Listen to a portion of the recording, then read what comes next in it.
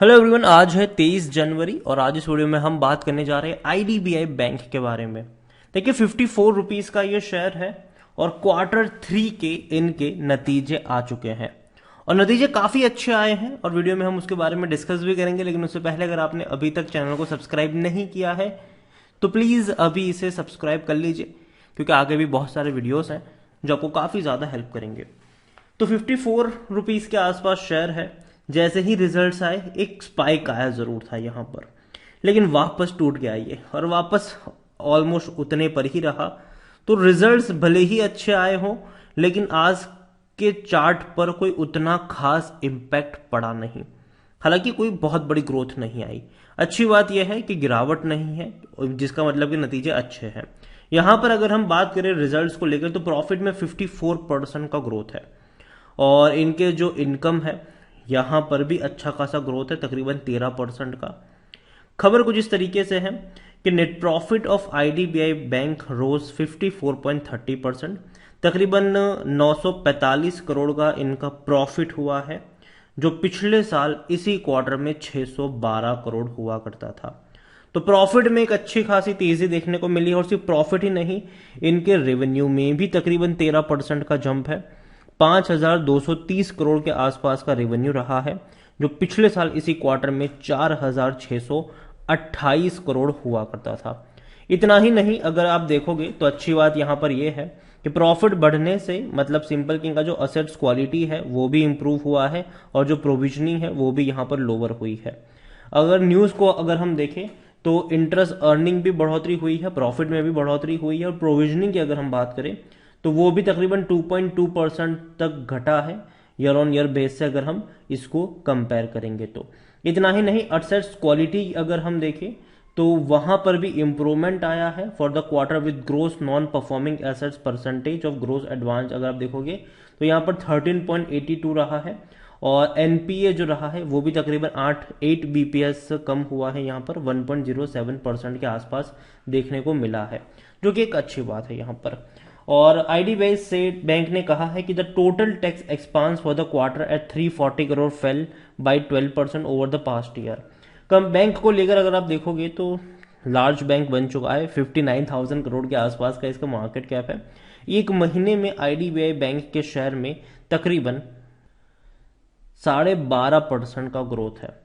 और reason simple, देखो मैंने पहले भी कहा था कि जैसे जैसे बैंक के प्राइवेटाइजेशन की खबरें आती जाएगी, जैसे जैसे डेट नजदीक आती जाएगी, आपको तेजी देखने को मिलेगी। लेकिन अगर मान लो कि प्राइवेटाइजेशन की खबरें नहीं आती है, कोई डेट सामने नहीं आती है, तो बीच बीच में गिरावट भी देखने को मिलेगी और ये हम देख भी चुके हैं। क्योंकि अगर हम एक साल का ग्राफ देखोगे तो ये टूट रहा था, ठीक है, शेयर 30 रुपए पर था, बड़ी रफ्तार बनी।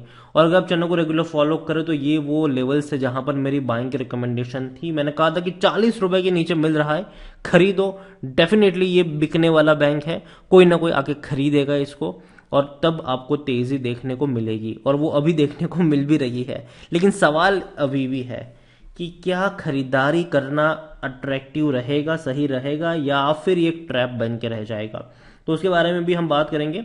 और इनके वॉल्यूम्स अच्छे रहे, 78 लाख से भी ज्यादा के आज इसके वॉल्यूम्स देखने को मिले हैं।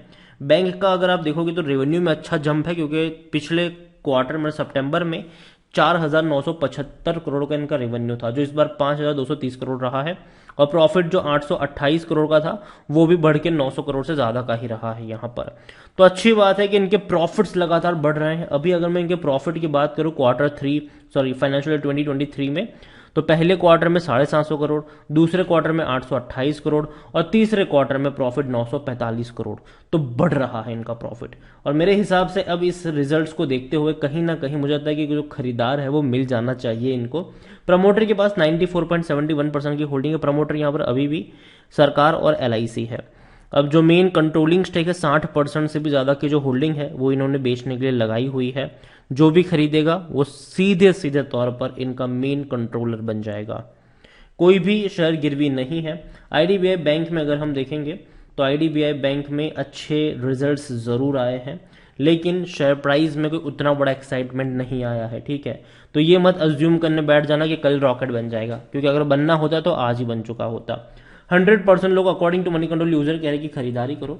इतना ही नहीं, अगर बैंक की मैं बात करूं तो डिविडेंड की जहां तक बात है 2015 में पे किया था, उसके बाद कोई डिविडेंड पे नहीं किया है, आगे भी शायद नहीं करेंगे।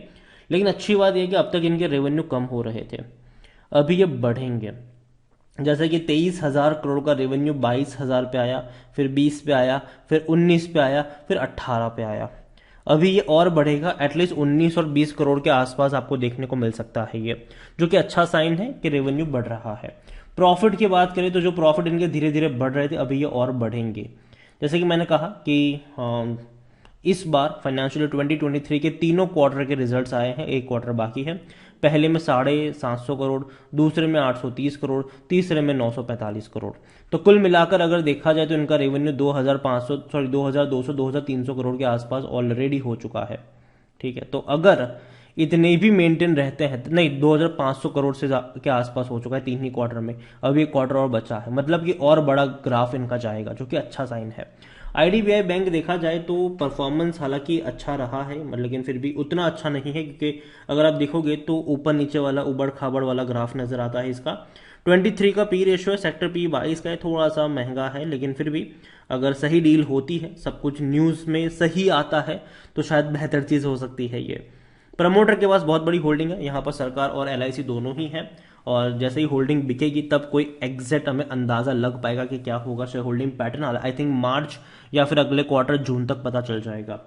म्यूचुअल फंड के पास बहुत कम होल्डिंग है, डोमेस्टिक के पास भी बहुत कम होल्डिंग है, एफआईएस के पास भी बहुत कम होल्डिंग है। पॉइंट में है ये सारी की सारी होल्डिंग। रिटेल इन्वेस्टर्स के पास यहाँ पर 2.05% की होल्डिंग है, अदर पार्टीज के पास 2.98% की होल्डिंग है। ओवरऑल आईडीबीआई बैंक, देखो इस बैंक का जो फ्यूचर है वो कुछ खबरों पे टिका हुआ है। पहली चीज यहाँ पर है कि सरकार अपनी हिस्सेदारी को यहाँ पर बेचेगी, एलआईसी भी बेच रही है, और किसी बड़े इन्वेस्टर्स को यहाँ पर लाया जाएगा। ठीक है, अब कौन आता है यहाँ पर, कौन खरीदता है, किसके पास कंट्रोलिंग स्टेक होगा, उस पर बहुत कुछ डिपेंड करेगा। अगर कोई बड़ा ग्रुप आता है तो ये बहुत बड़ी बात होगी, और जिसकी वजह से हमें आपको इस शेयर में तेजी भी देखने को मिल सकती है। लेकिन कोई बहुत बड़ा ग्रुप नहीं आता है तो डेफिनेटली थोड़ी सी दिक्कत यहाँ पर जरूर हो सकती है।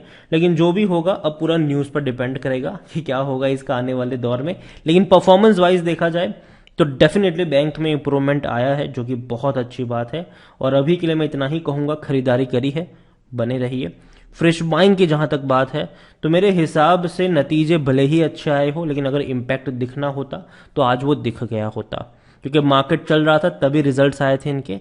तो यहां पर इतना ही कहूंगा आपसे कि थोड़े बहुत करेक्शन का वेट करना चाहिए।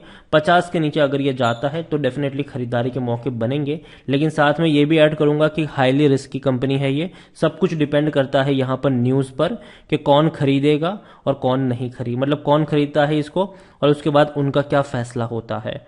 तो अगेन फंडामेंटल्स तो अच्छे हैं, लेकिन खरीदार के ऊपर भी बहुत चीजें यहां पर डिपेंड करती है, और इवन खरीदारी होगी कि भी नहीं उसके ऊपर भी।